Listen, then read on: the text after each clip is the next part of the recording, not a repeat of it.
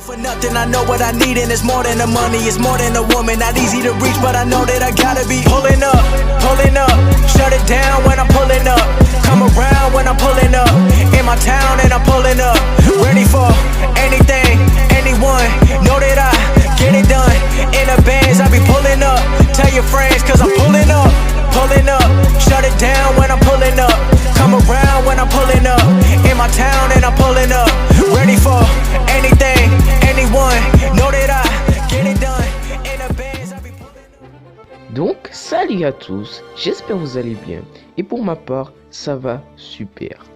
Aujourd'hui, on va s'intéresser aux événements qui vont se passer après Wano. Bon, bien sûr, je vais faire que les événements principaux qui vont se passer après Wano. Donc si vous êtes prêts, je suis prêt. Je peux commencer par l'événement premier qui va se passer après Wano. Bien sûr, tout ça, ça reste théorique.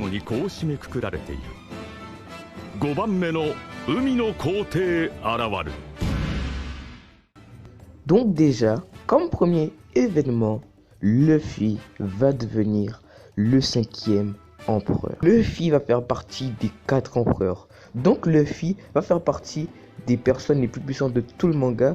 Et c'est ce que la marine a compris. Donc c'est pour ça qu'ils vont lui attribuer le titre d'empereur. Pour avoir battu Big Mom et Kaido, et bien sûr Kaido sur son territoire, Luffy va avoir aussi une augmentation de prime de plus de 2 milliards voire 2 milliards 500 millions de plus. Et bien sûr, Luffy aura le niveau d'un empereur. Donc Luffy aura le niveau de Big Mom, de Kaido, de Shanks et de Barbe Noire. Donc il fera partie des membres les plus puissants de tout One Piece.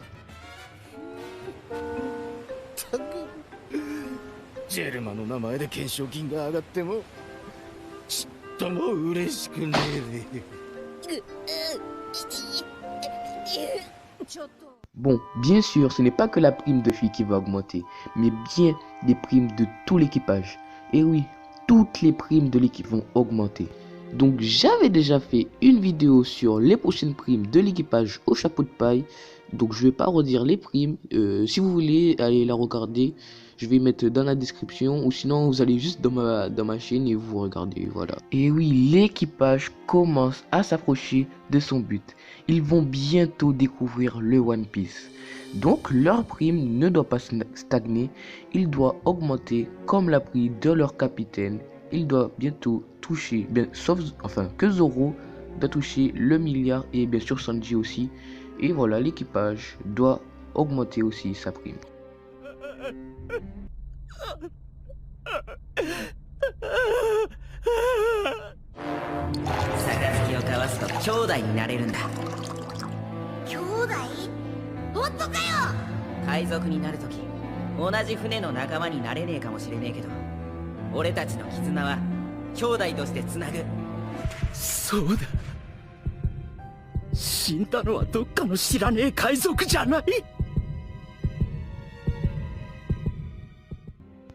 Ah, l'arc pour sauver Sabo.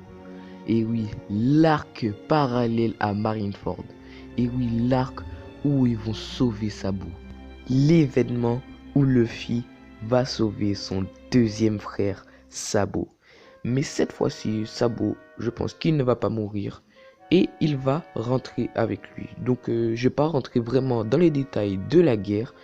Et ce qui serait bien, c'est que pendant cet événement ou pendant cet arc, appelez ça comme vous voulez, on apprenne un petit peu plus sur les révolutionnaires. Et enfin, quand je dis révolutionnaire, voilà, je parle de Dragon, pourquoi il a créé, etc. Voilà. Et ce serait bien aussi qu'ils nous montrent que le combat, enfin ça c'est sûr qu'ils vont nous montrer comment Sabo s'est fait arrêter, tout ça, Marie-Joie, comment il s'est battu contre les deux amiraux. Et bien sûr aussi nous montrer l'amiral mystère. Et puis aussi comment s'organise le combat contre Im avec les révolutionnaires. Enfin voilà, pendant tout l'événement, enfin voilà l'arc, ils regroupent tout ça pour nous dire comment va se dérouler le combat. Enfin le combat contre Im, ce serait bien, voilà. Puis aussi dans l'arc, ils nous montrent les pouvoirs, enfin même si on les a déjà vus, les pouvoirs des amiraux à leur maximum. ce serait bien. Et Akainu se battre contre Luffy ou contre Sabo pour la vengeance de Ace. どうする？他の刀をやろうか？いや、これをもらう。覚えておく。久しく見ぬ強き者よ。そして剣士たる礼儀をもって世界最強のこの黒刀で沈めて。 Pour le dernier événement de cette vidéo, c'est l'arc de Zoro et de Mihawk. Et oui, ça fait plus de 20 ans qu'on attend ça. Le combat qui aura lieu entre Zoro et Mihawk pour déterminer qui est le meilleur épéiste au monde. Même si selon moi, comme j'ai fait une vidéo dessus, Zoro ne va pas se battre contre Mihawk. Mihawk va donner son titre à Zoro. Dans cet arc, ce serait bien qu'on apprenne un petit peu plus sur Mihawk, sa naissance, tout ça, son pouvoir, pourquoi ses yeux ont les mêmes yeux que Im, et voilà un petit peu de son passé. Bien sûr aussi, on nous donne l'explication pourquoi Mihawk a décidé de devenir un épéiste et pourquoi il a affronté Shanks, à combien de reprises, dans quel équipage il faisait partie quand il était jeune, tout ça, etc. Des informations sur lui qui sont voilà intéressantes. Et bien sûr aussi s'il descend de la famille de Im et peut-être des dragons célestes.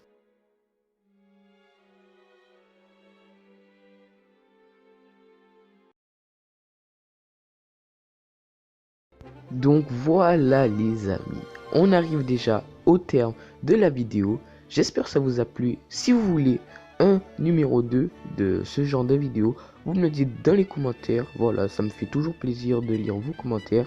Et n'hésitez pas à vous abonner, à lâcher un petit like. Moi, ça me fait toujours plaisir. Et je vous mets mes 2 vidéos là. Et n'hésitez pas à vous abonner, voilà. Donc c'était le chapeau doré. J'espère que ça vous a plu. Et voyez les deux vidéos qui apparaissent. N'hésitez pas à cliquer dessus, voilà. Ça me fait toujours plaisir. On se retrouve pour une prochaine fois, pour une prochaine vidéo sur One Piece, le meilleur manga au monde, le meilleur shonen au monde. Et oui, c'est One Piece. À la prochaine fois.